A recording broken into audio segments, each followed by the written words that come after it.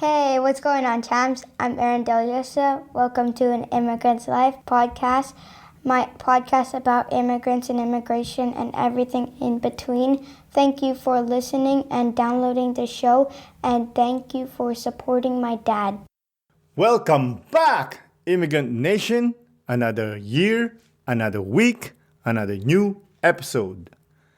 Happy New Year, Immigrant Nation. Another year that I'm grateful for your support and for your presence. 2022 was amazing for me. It started rough, me catching COVID and dealing with that, and family too, but it finished strong. So I am grateful for 2022, and I'm looking forward for 2023. I start the year usually by writing 10 goals, like I said last week. I've written my goals for this year, and hopefully I could give myself a passing grade as I achieve those goals. As always, every week, I will never get tired of expressing my gratitude to you all. Thank you for always being there for me. And if you're new here, welcome. And I hope you enjoyed enough that you subscribe. Of course, we are available on all the podcasting platforms, even on YouTube. And while you're there, please go ahead and give us a 5-star rating and perhaps a short and sweet review. It will mean a lot to us and it won't cost you anything. Also, if you or someone you know wants to be a guest on the podcast, you can reach us at our social media accounts at An Immigrant's Life. And you can also email us at animmigrant'slife@yahoo.com. That's the biz. Now, let's talk about the episode. This week's guest had to experience emotional darkness before a likely hero helped her realize that the power she possesses and the beauty of life.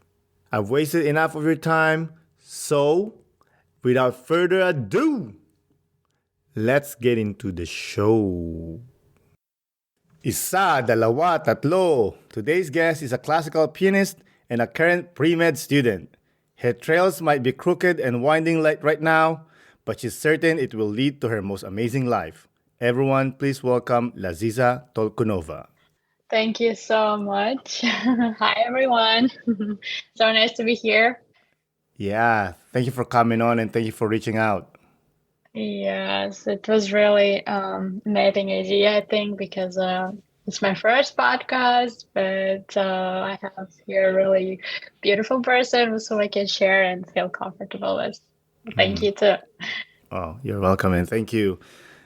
I love Uzbeks, by the way. Oh, really? Yeah. Okay. They're so open and they're always like willing to tell their stories.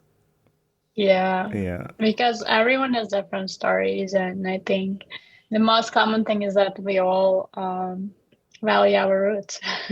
That's the most important thing. No, yeah, because I didn't know anything about Uzbekistan before. And then, who was the first one? I think it was Aziz. He came on, and that was it. It was like fire. And I love it, because like I really appreciate your support. Your community is amazing. I always felt welcome, and I always say that I'm an Uzbek now. Yeah. Have you ever tried our food? That's the thing. I have to go to one of them here. I was looking for it. I can't find a good one. Where are you based, though? Montreal. Yeah, really? You have to Yeah. come to New York. I think we have it here, but I just Yeah, you have to have. go looking for it. Okay. Maybe I'll look up something and send you. Oh, thank you. Appreciate that. Listen, before we get into deep, why don't you tell the Immigrant Nation where they can reach you or if you want to promote anything? Yeah, so they can reach me on my Instagram or LinkedIn. Typically just on Instagram, my nickname is my last name, and on LinkedIn, it's Laziza Tolkunova. So I can help everyone regarding school. For example, if it's international students and they just came in and they want to study, I'm open to help out. I can advise some legal advices if it's regarding the New York State IDs or anything. Yes, and I love traveling, and I'm looking for anyone who loves travel as well. And I'm open to new connections. Beautiful. Yeah, so originally from Tashkent, Uzbekistan, now lives in New York. Did you immigrate by yourself? Yeah, I did. I did immigrated by myself. I decided that I will move to US when I was 15. Hmm. Originally, my grandma moved here. First, she came as a tourist, and then she stayed here. And I have decided that I will be getting my um, university degree in US. So I started learning English, like passing the exams, all international, such as IELTS. Mhm. I passed it twice. First one was really bad. Second was just really good. That I was accepted to Drew University in New Jersey, Hmm. and I passed the interview in embassy. So then I came as an international student. How old were you? I studied. 15? No, I was 17 when I came to US, and it By was my dream yourself? actually to celebrate my 18-year-old here. That's amazing. You seem like a driven woman. Oh yeah, it's really true. All my friends can say that. Like nothing's gonna stop you, huh? Nothing. That's amazing. So right now you live in New York by yourself, with no family, no nothing. I live here with my grandparents, like with my Mm. grandma, because so she's here, I'm here. I started in New Jersey my life, but and then I moved to Brooklyn. Okay. So since then I'm in Brooklyn, but I always want to move out to New Jersey. So You wanna be yeah. with my grandma? Yeah, maybe we'll see. But and currently I'm with her. Yeah, I guess So so. So is your motivation mainly was to study in US or you also want to live in the US? honestly, my motivation was that to not stay there and to not get married. Yeah, this was the first and like really biggest motivation because usually when you are um, like in Uzbekistan and Tashkent. I don't know. And what about other families? My parents are more like European. They know, they understand. I can easily talk to them, but still there is I think like more families are driven with not their mind, but the mind of community.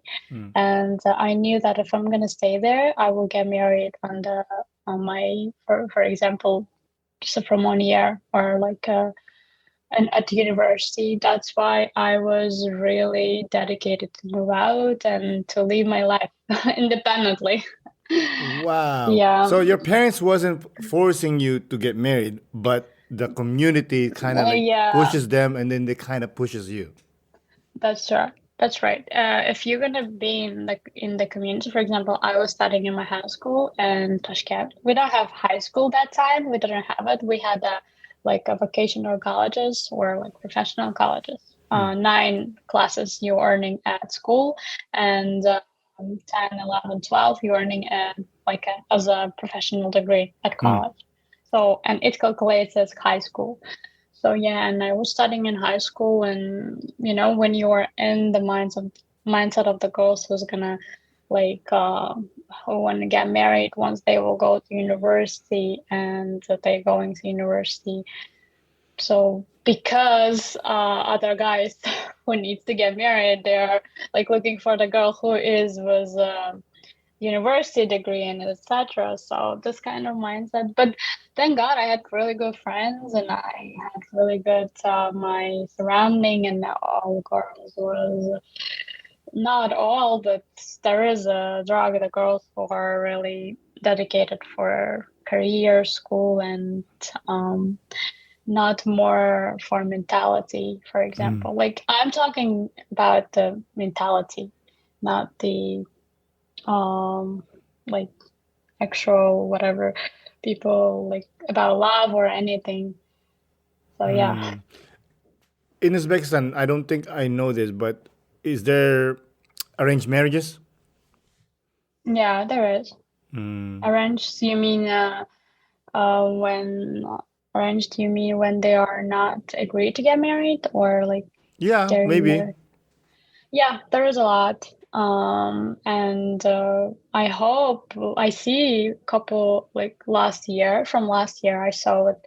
There is a movement that females, more about female rights, that there is no point of arranged marriages or etc. because they all lead to divorces. Mm. And it's really, really kind of bad, I think. Oh, there's divorce Yeah, in Uzbekistan?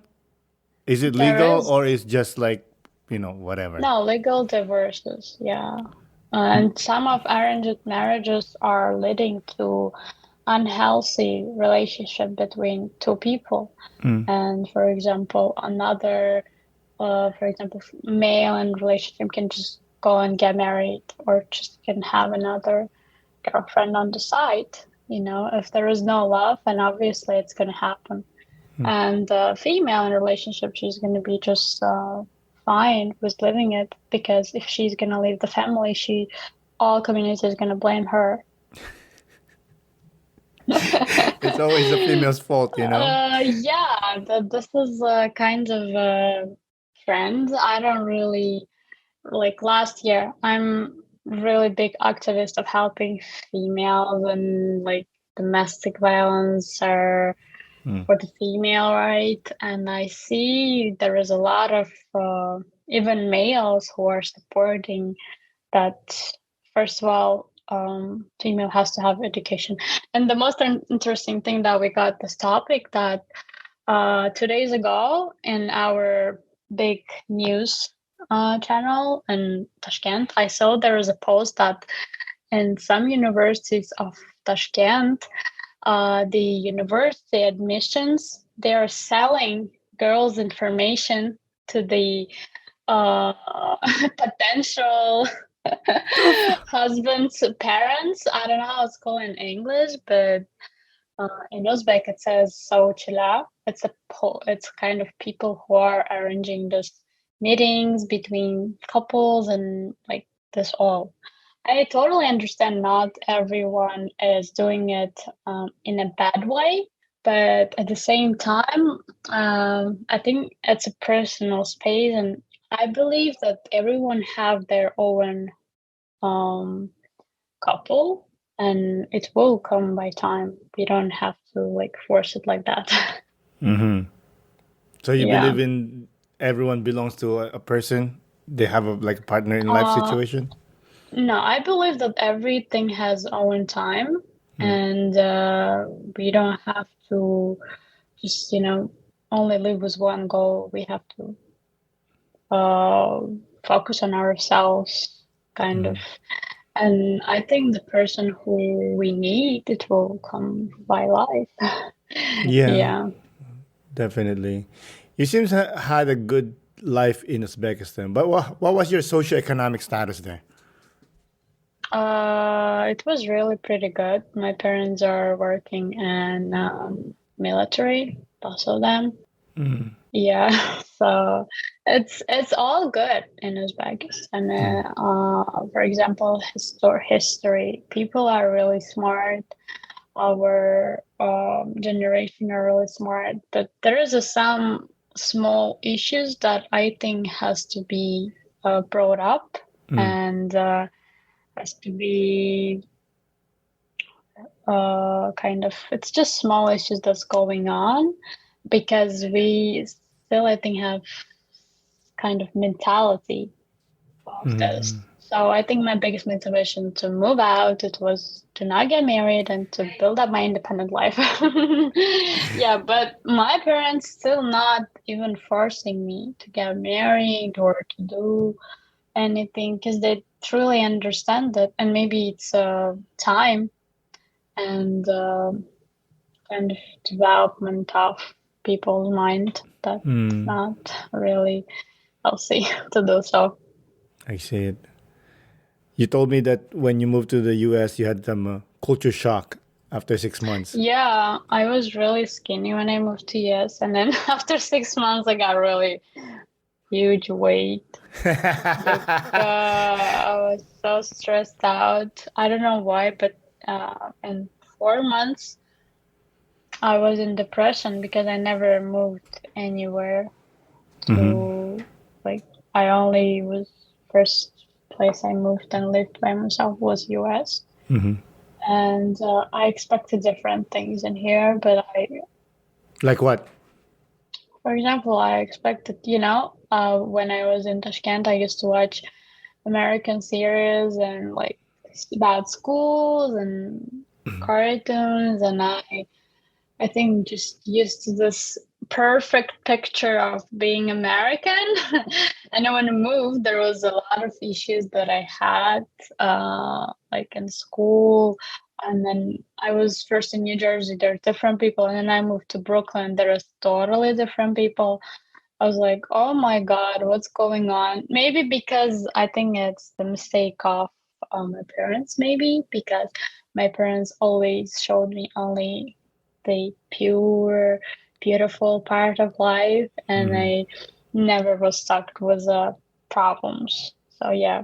And this kind of first year hit me so hard that I got panic attack, and my temperature was 37, 38 every day, and Every no one day. understood. Yeah, every day, imagine. And I even 6 months I could not study, work at all. And I will send you a picture later on how I was. Wow. Oh, yeah, and it was really hard until I went back to Uzbekistan. Went back after 6 months. Why did you go back? Because you wanted to visit or because you need a reset? I think it was homesickness because I never left my parents for so long. So you said you gained weight and you were panic attack. Let's talk about the panic attack if you don't mind. Yeah, it's fine. Physically, what were you feeling? Like, are you passing out? Are you losing consciousness, or you're feeling numb? I was feeling really numb, and I was feeling it was more, I think, psychological, not even the physiological factors, because it all started when I moved. I got my goal. I'm studying in best universities, and then I'm pursuing neuroscience degree. But that's all. That's all. Like, what else do you do, in your life? And I kind of undervalued myself that I came so far, and then didn't know what to do with rest. Like, what to do with rest.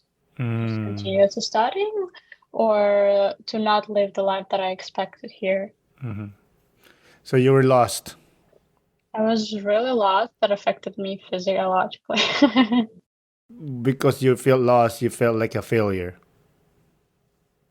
I think, yeah, this was the best like feeling that this was, and also the most important, that my parents was not here. Even my grandma was here, it didn't really help.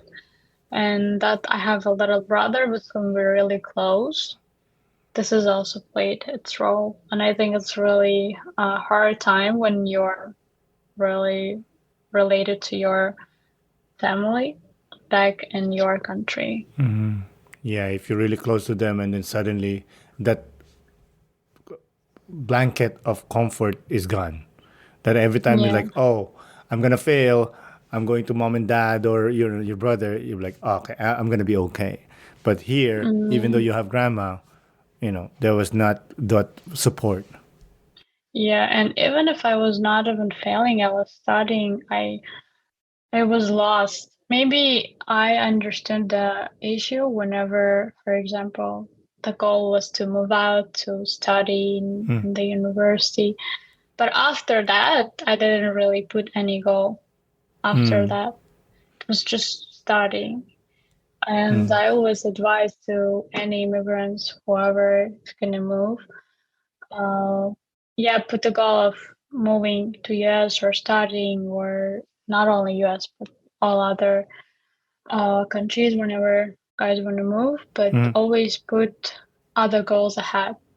And this is the best thing. Yeah. How about socially? Did you have friends? Were you struggling to have friends? No, I had friends. It's really easy for me to have friends for some reason. Yeah, and I had friends, but I don't really remember that they played any role in my life or just supporting. Yeah, I was going out, exploring a lot of places as I do right now, but still, it didn't really help me at all. Maybe because they used to live here for, at that time, one of my best friend was here for 6 years, and they didn't really had this homesickness as I do because they always maybe not were not that related to their family as I do. Yeah, they're not that close. And even though you have friends, you didn't feel like they were helping you to, oh, I can start my own family?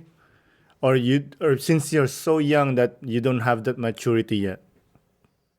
Uh, Honestly, I didn't really think about family. In our culture, as you know, we have arranged marriages, as I said, and we have people who are looking for other girls who need to get married for their like sons or nephews and etc.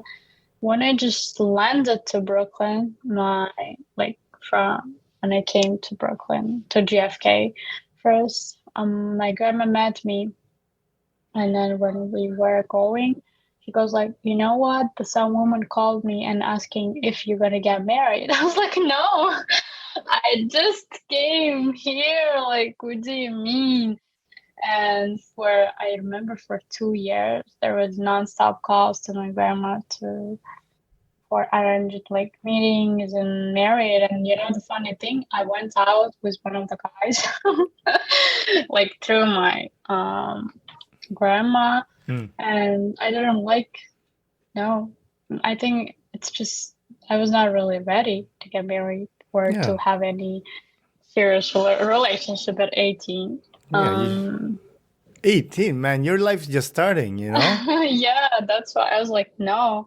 And it's just doesn't really help me more. It brings me to depression because if I wanted to get married, I would just stay in Tashkent. So yeah. Definitely. You said you were depressed. Did you go to a psychologist or a psychiatrist to get diagnosed, or you just feel like, I think it was it a self-diagnosis? Honestly, at that time, I felt like I don't need any like therapist or anything. And for me, it was like therapist was like last stop where I'm gonna go. But after 1.5 year from my all understandings and all conclusions that I did, I had a session with therapist. That's I good. had it. But at that time when I had depression and everything, the first one who brought me to life, it was my mom. She said, Laziza, you came so far. Like, there is a lot of people who want to be in your place, want to study neuroscience, and you're smart. So stop bullshitting. Just like come back. I was like, okay, mom. I Old was like, school okay, way. yeah. She literally kicked my mind, When you went and back to Uzbekistan to do the reset, how long did you stay? I stayed for, the most interesting part, I purchased a ticket for 3 weeks and I came back to US in 2 weeks. That's when mom says that, Yeah. hey, get your shit together. Yeah, I get this together and just like go back. She didn't even want me to stay. I don't know, my parents didn't want me to stay in Tashkent. As I spoke with all my friends who are here, they always say, you know what, like my parents want me to stay. Some of parents, they're just hiding passports. My parents like, no, you're gonna just go. When I asked them to change my ticket, she changed me in like a 10 minutes. I was like, okay, fine.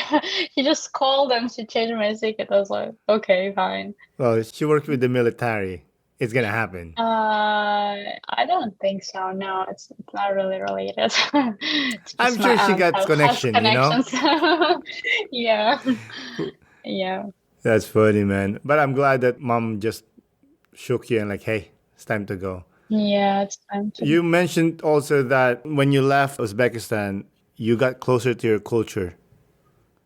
Yeah, I got closer to my culture because when I lived in Tashkent, I wanna tell from the beginning. You know, in Uzbekistan, we have two languages, which is Russian and which is Uzbek. Hmm. And when I was 5 year old, but I was three actually, my mom decided me to prepare for school. And the decision of my mom was that I'm gonna go to Russian school because at that time, going to Russian school and having education in Russian and like in English, it was more privileged Hmm. than Uzbek language. And honestly, I don't really remember that I even when I was at school that I could write in Uzbek and right way in Uzbek language. Hmm. And I went to Russian school. I studied everything in Russian. I barely knew any my own Uzbek literature and my language. I knew the Uzbek, but it was like greeting, whatever we talk in my family. But in my family, my mom talks with me in Uzbek, but when I talk with my dad, I always mix it with Russian. Oh, why with So that it's Russian? I think it's more convenient, and I used to it from my childhood. Okay. Yeah, but the greetings and respect, what we have in our culture, it's still the same. Hmm. So, and I grew up being in multicultural community. So cultural, I mean, there was a lot of nationalities in, for example, Russian school rather than in Uzbek. And I didn't really have that much connection because when I was there, um, some people they wanted to learn like Russian or go to Russian school, and kind of they disvalued the Uzbek language Hmm. because Russian was more privileged. But I always loved my customs and culture, but I was not close again. And when I was in college, when I was in high school in Tashkent, I mean, my some professors we studied in Russian high school, and they did not. Some professors didn't know Russian while they are teaching the Russian school, right? They were barely talking in it.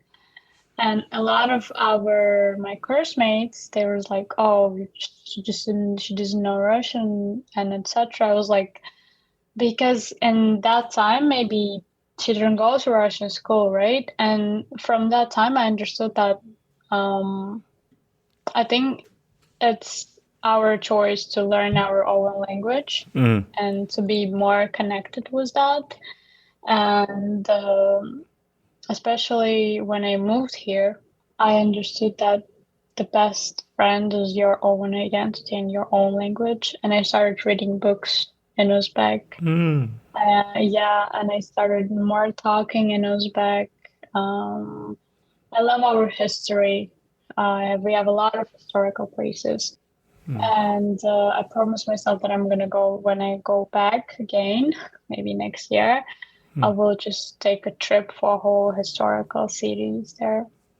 And I started being more with my language because in here we have a lot of like Uzbek people, a lot of community, and kind of homesickness made me to understand that you have to know your own language. And the most I think biggest impact was from my class. When I transferred to CUNY, we as international students, I have to graduate two English pre-requirements for graduation. And when I took first English class, we took it as a not English itself, but how language impact on person, on life, and on identity. And I understood that my language, which is Uzbek, is best. And this is really, really was kind of hugest understandings I ever had in my life. That's beautiful. Yeah. Yeah, because Uzbek speaks to your soul. Oh, yeah, You that's know, true. it's the language of your ancestor. It's, yeah, not only my ancestors, but I think it's more of my, for example, future. Well, for example, when I have a kids, I will literally want them to know where they're from, what their background, what their values. Mm, and it's really important for me as of now. Well, if let me tell you right now, I have Canadian kids. Oh, They really? love being Filipinos. They know the culture. I teach them, but they're like they don't even speak it. Really? What about like basics? Yeah, they know like some little words there, but my wife is Canadian, so she speaks English. So I strongly believe that the saying mother tongue, that Yeah. really means something. Like if the mother speaks whatever language, that's the language that the kids are gonna speak. It doesn't matter what the dad's gonna say. Really? Yeah, it's like because I usually like see families that are like Latinos or Chinese or what Uzbeks, whatever. And I'm like, the dad will be like, I don't know, let's say Filipino or English or whatever. The kids will speak whatever the mom speaks. That's what they're gonna speak. So do you have that advantage? Oh, really? Thank you. However, there's another side. You're not raising Uzbek kids. You're raising American kids. Yeah, I If you understand stay in that. America, obviously. Yeah, of So that's course. gonna be like a challenge. But Oh, yeah. that's all in the future, right? Yeah, but I saw a lot of like Uzbek family models who are here based for like 20 years, for 30 years. And I see that a lot of them, they're really good in keeping our culture and compromising it with American life. And I was like, that's really cool. That's the That's really key. cool. You have to find the balance. Like, okay, which one's like a good one, and then like, okay, we got rid of this one. Yeah, this is kind of important balance that we have. Yeah, that's the beauty of the culture. When that's why when it came out the cultural appropriation, I was like, I don't know about that. Like, we need this. We need different cultures, so we need to understand. We need to learn, so we can mend them together and melt them together, and we can make a new thing, the more beautiful thing, right? That's true, yeah. And everyone is unique, everyone. And there is a lot of like Uzbek Tajik girls we have who like from Central Asia itself. They all have their own kind of identity, but at the same time we can find something common. And I truly support every female, like, and because Every I female. understand them. Every female, whoever Well, not whatever everyone. identity. There's some, Everyone. not so good. Yeah, not so good, but we are talking right now about Yeah, yeah. people who are like me. Yeah. I was looking at your Instagram and I saw that you quote The Godfather a lot. Yeah, I love it. I really love it because it's kind of real life. And there's a lot of psychological understanding that you can get, a lot of family value that they have. At the same time, they don't have. So yeah, and I really love this movie. When was the first time you saw the movie? I was 14. So No. in Uzbekistan. Yeah, in Uzbekistan. Who introduced you to the movie? Dad? Yeah. My dad. And when was the last time you saw the movie? I think it was when I got COVID, I think a year ago in February. And did you learn new things from the movie?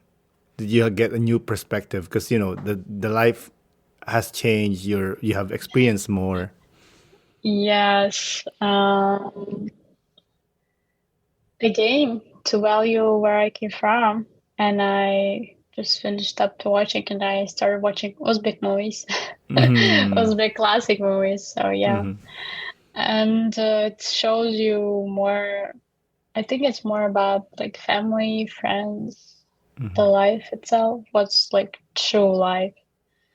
And yeah, I really love it. Have you read the book? I read it in Russian, actually. Yeah. I finished the first and I think I started the second one, but second one was a little boring. Sicilian.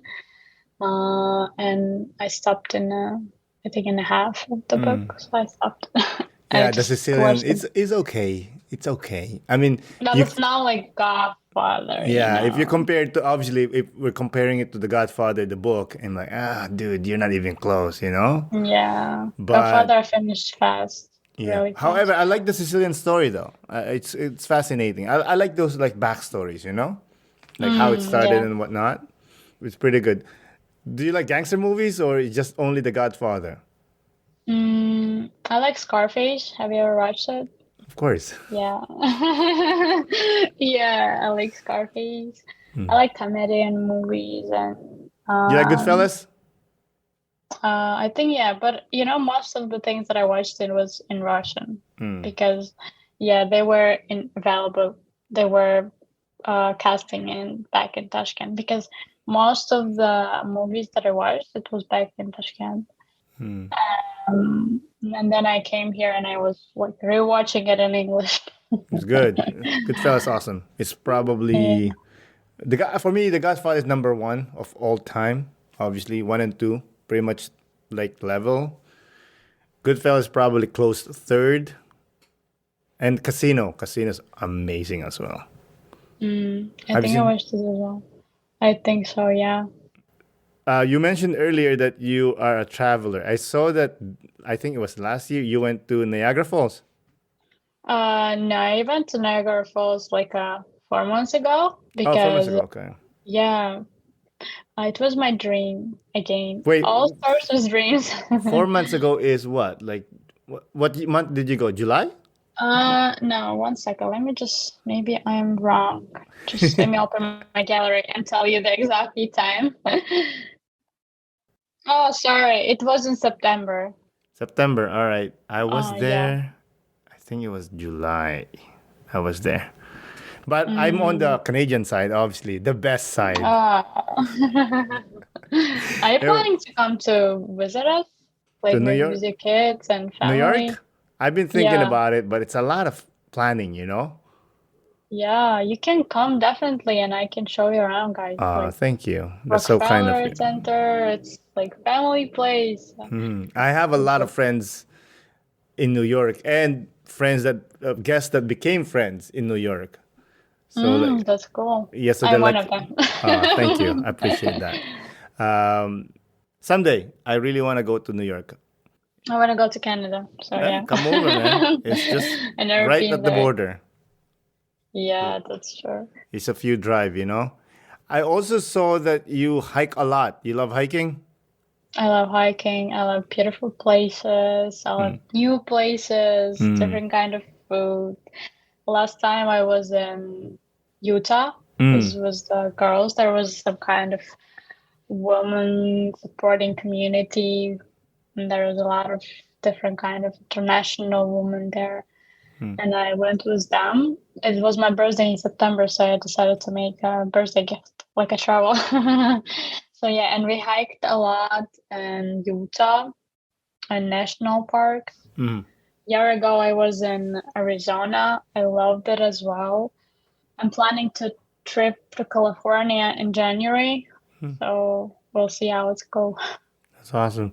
Were you hiking as well in Uzbekistan, or you just learned that here in the? No, honestly, in Uzbekistan, I was preparing to come to US. Mm, Um, it's really hard to get a visa, especially for me, because my parents are in military, and I have to prove that I can study and be independent by myself with my knowledge without any sponsor. As you know, when you're applying in US for kind of student visa, you have to show that you have sponsors. mm, Um, yeah, so as we advised was like admissions here, um, like in Uzbekistan, you cannot show. I don't really know how much the military earns, so they cannot really be my sponsors. mm, So yeah, that's why I spent my 3 years to take IELTS and pass it in a good scores. And mostly I was home and watching my brother, and I was not showing up in any family events besides New Year and some birthdays maybe, or mm. immediately close to me. Oh, That you are that's it. Yeah. focused. Yeah, it was really focused. I remember my 3 years. I was drinking a coffee in the beer cup. We had like a beer cup, and I was doing a coffee in it and drinking it to pass my exams. But the America was not the really for me. US was not priority. Mm, The priority was to go somewhere abroad, not to stay in Tashkent. And I mm, applied to Japan, Great Britain, and Korean University with my friend.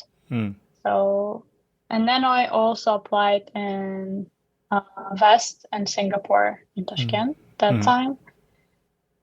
And can you imagine? Everyone accepted my application, Hey. and I was just sitting there like thinking where I'm gonna go. But the last time I went to US embassy in July, and as you know, it was and all other universities already said their results, Mm, and I was waiting for my visa, and I was mm. like, okay, I'm just gonna go. You went to US. Serendipity. Yeah. I mean, hey, it's US, you know? Yeah, Um, it's cool. I and don't know. I you love US. you didn't apply I for really Canada? love. No, I never think about it. You didn't think it was About an option at all? I didn't. I really forget that Canada exists for me that time. Hey, you miss out. Yeah, because that time I chose the places by universities. For me, it was really important that I will get my medical degree and I'll become a doctor. We got McGill here, one of the greatest university in the whole world. Yeah, I know now. But okay. Yeah, I mean, yeah, of course, New York's cool. You love living in New York? I love New York, Hmm. but I'm thinking to move for some time because things a little bit changed. Hmm. But yeah, I love New York and I love being a New Yorker. I love US. I cannot imagine. I really love US. I think I'm the only one person who can say that, like, honestly. No, there's a lot of people that says that. A lot of people, like most Yeah. of the time, most of them are immigrants. Oh, really? Yeah, they Yeah, love. because I asked some people who is from my country, they said, no, I don't like it. So I was like, I okay, don't like it. fine. Why you here? You know? For money, obviously. Well, I Yeah, don't but I'm understand here that. for life. Yeah, Yeah, you know, I don't like I understand. feel like immigrants that are like that move to a different country and say like, oh, you know, my country's better, more beautiful. I don't like it here. I feel like it's not that the country is not good. Obviously, it depends on what's happening with their lives, right? But I Yeah. feel like They're not opening their heart and their mind to like, oh, you know what? This is where I live now, and this is where I'm gonna live. I feel like, Mhm. like physically they live in a different country, but mentally they're in their country. They couldn't find the Yeah, way of like you. It's like water. You can I be, think it's adoption. yeah. They haven't adopted yet. Yeah. Like you could be water, you could be ice, you could be fog. You're still water. Mm, Like if somebody that's asked true. me like if you're, what are you, like Filipino or Canadian? I'm like, I'm Filipino Canadian. Like I could Mm, be I from the Philippines. And I am also a Canadian. Like if somebody, if I always still say like, oh, back home, meaning the mhm, Philippines. But if I'm in the Philippines, when somebody I say back home, I mean Canada. It depends mm. where I'm at. Yeah, Do you feel the I same way too? understand. Yeah, I feel that my heart divided to two, to Mm. America and to Uzbekistan, because I'm really big patriot of my country. Mm. Uh, I- it's really my original, like my motherhood, and Mm. It's your home country. yeah, it's really kind of a tricky question, but yeah, I feel like I'm American Uzbek.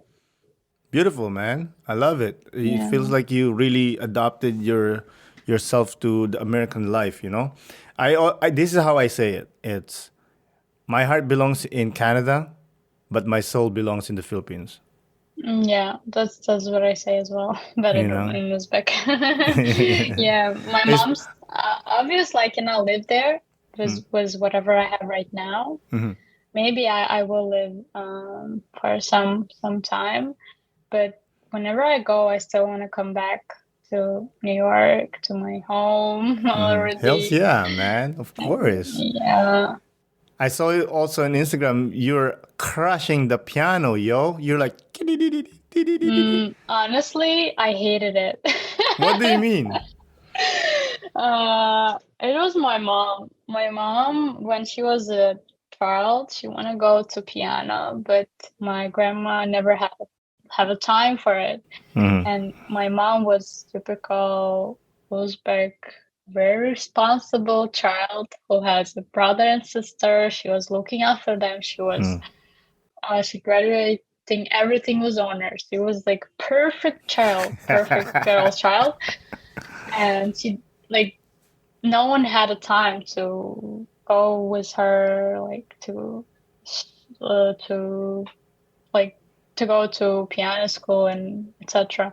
Because Mm, at that time it was Uzbek USSR, as you know, mhm. and that was hard. And but my grandma wanted to give anything. She just gave her education, like whatever she could do, but not piano. And when I was born, she decided to make her dreams on me. And she sent me to piano school. First, I went to gymnastics and piano, and Mm, then it was really hard for me. School, piano, gymnastic, and my brother was born, little brother, and I have to be sister, and it was kind of hard. And my mom said, "What do you choose?" I said gymnastics, but I stayed with piano how? because my mom wanted me. She said, Piano. "So, oh, it's 4 years. You did piano. It's just 3 years more." I was like, "Okay," and I hated it for 5 years. Mm, Uh, it was really hard. I was pushing myself to do. There was a lot of battles with my teachers, but when I was in the sixth grade, mm, so the piano school was 7 years. When I was in my sixth year, I really started loving what I do. mm. It's kind of switch in my mind. What was the change? What did change? I think that I spent a lot of time on it, and it's not that bad. And I have to graduated, and I think the change was that I recognized that if you have extraordinary talent, it's a more acceptance rate are more that you will enter to university in US. Makes Yeah. sense. Hey, So, listen. but If I yeah, meet it's good. someone and says, "Oh, by the way, I can flip 10 times in a row, or I can play back," I'm gonna choose back. You know what I mean? Oh, really? Yeah. Okay. I would prefer the piano. You know what I mean? Like it's more impressive. Yeah, I love it now. Now I love it, but I remember times that I hated. You cannot imagine how I was like hating and going to school. And sometimes when my aunt, she has a daughter, and when she asked Laziza, should I give my daughter to piano? I said, if she doesn't want it, don't do that because you're gonna hurt her childhood. So, do you think your But mom yeah, hurt your childhood because she forced you to do piano? no, my mom is really how to say, she's strict at the same time she loves me. So I know that she did it because she loves me, and she did it. And I thank you to my mom. Thanks to my mom because when I moved to US after 1 year, I started to giving piano lessons. You're giving. Are you still teaching piano? Now no, because I don't really have time for it. But after 1 year, when I had like when I needed a job part time, piano lessons was really good, and I spent there for like a 1.5 year. Did Was you not thought of going professional, or at least going to like I don't know a high university? Even in the U.S., you could have been like a piano, classical piano, pianist. no, my heart is for medicine. I love to um, help people to save their lives. And my mom always says, there's a lot of not professional doctors, so you have to be the one who is professional. So yeah, I'm going for it. Definitely. Hey, listen. When you're on a plane and it's emergency, they don't say, "Is there a pianist over here?" Yeah, they They said, look for is a there's a doctor. doctor? Oh yeah, Speaking of that's doctor, why. you mentioned that you're in pre-med. So are you planning to Mhm. be a general practitioner? What are you planning to after pre-med? I'm thinking about cardiology or OBGYN. I'm really interested in, our world of technological work. And I believe in 10, 15 years, we're going to have devices that we can put in our organisms. And there is already a lot of chips that's, I'm really in it, and I like biotech. And at the same time, the OBGYN also interesting for me. Why? Mm, I think it's because of one Russian series that I watched when I was 15, and from 15 I started to preparing for school, for university, and that times was really hard for me. As I said, I didn't sleep. I spent 6 hours at school, 6 hours at home with my laptop, and I think that time this movie really helped me to achieve my dream. It's kind of really interesting, and I rewatched it when I moved here as well. And I looked at the topics of like all reproductive systems, like all the topics that's related to it that I have at college right now, and I really love it. Mm. Have you ever thought of being a surgeon? I thought about it. And Mm, Again, there is a different kind of surgeons, right?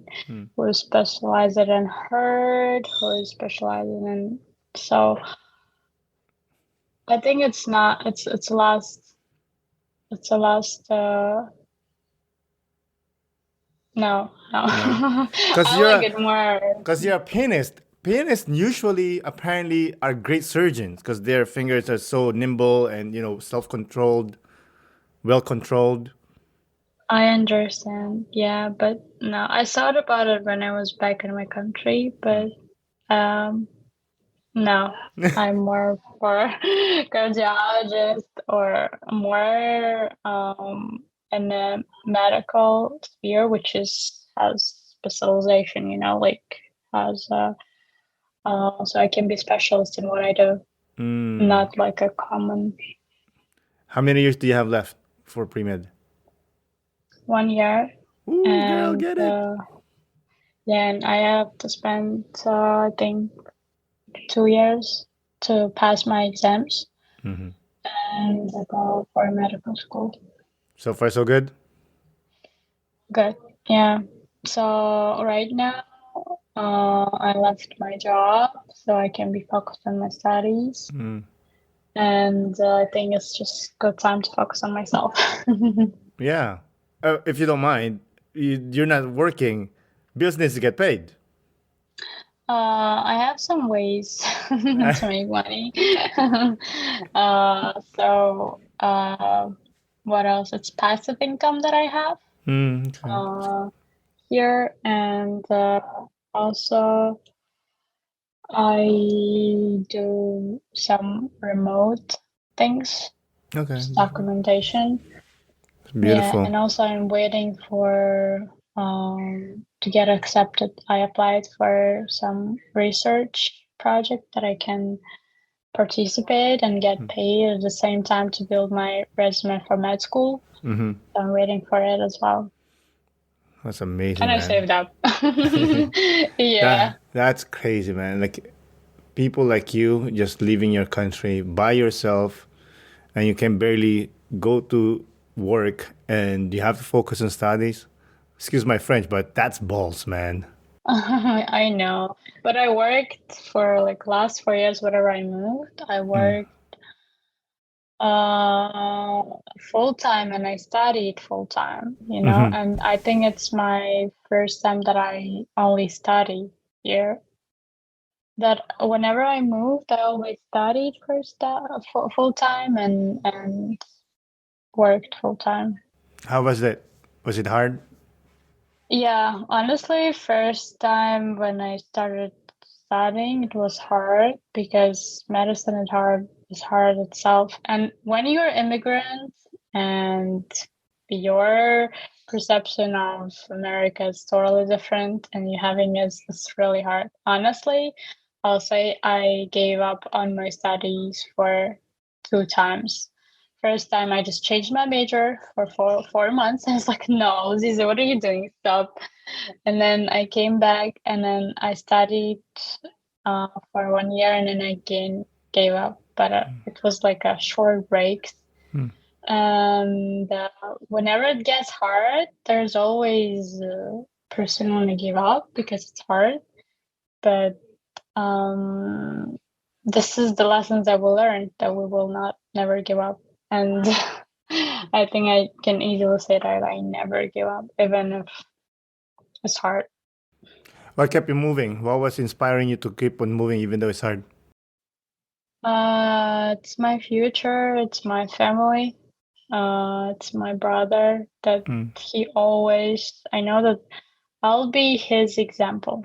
Whatever I do, I'm his example. And whatever he does, he always puts me, he's like, oh, like, what are you gonna do if it would be like this? Or he sees what I'm doing and he also goes for a future like this. And especially my parents and my grandma, because they did a lot as well. And I have to be successful so they can always be proud of me. They are still proud of me, but still, there is a times that I will have to care. I will take care of them. So I think it's biggest motivation that I have. And I love this life so much. After a lot of hardships, I truly love life and people as well. Accept everyone as they are. And I think this is the biggest flex as well. That like infinite love to your life is and being energized by it. This is also keep you moving. Beautiful. Listen, I think we're there. But before we close out, I got one question. If you can talk to the depressed little girl that moved to New York, what would you say to her? I would say don't be scared. Whatever you're going through right now is just small shit. You will have more shit. So you have to be strong. And you came so far and you can do whatever hell you want in your life. Just be focused and work on yourself. Beautiful. Wise words from a wise woman. Again, Laziza, thank you for coming on the podcast. I really do appreciate it. Thank you so much for having me here. It was my pleasure. Have a good day. You too. So have a great day inside with kids and family. Will do. Thank you. Bye. Thank you. Bye.